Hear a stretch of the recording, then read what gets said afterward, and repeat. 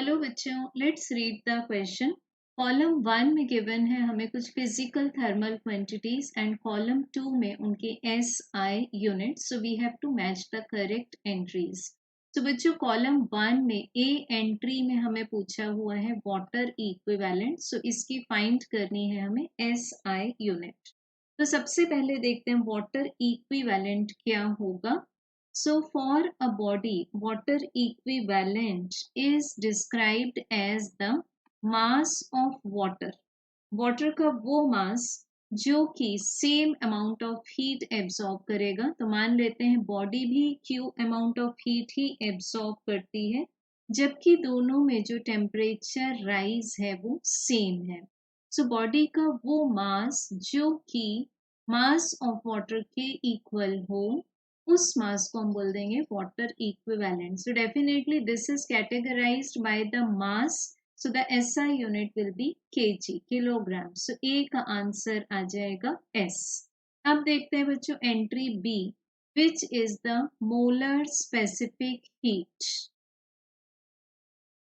सो बच्चों, molar specific heat is basically that amount of heat energy which must be added to 1 mole of a substance in order to increase the temperature by 1 unit.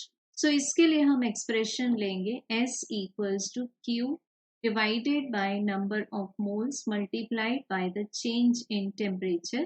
So the SI unit of heat energy is joule, that of number for moles is mole, and for temperature this is Kelvin. So बच्चों, molar specific heat की SI unit मिलेगी joule पर मोल पर kelvin.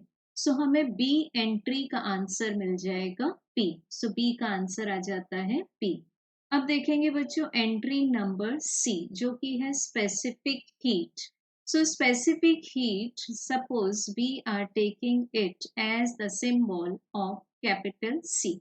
So this is also the amount of heat energy which must be added to the unit mass of a substance to increase the temperature by unit.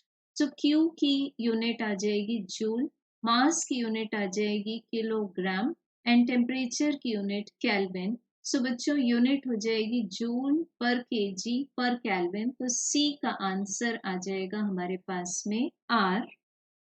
अब है बच्चों हमारे पास entry D, which is the heat capacity. So it is also called as the thermal capacity. सो बच्चों, heat capacity और thermal capacity is the physical property of matter.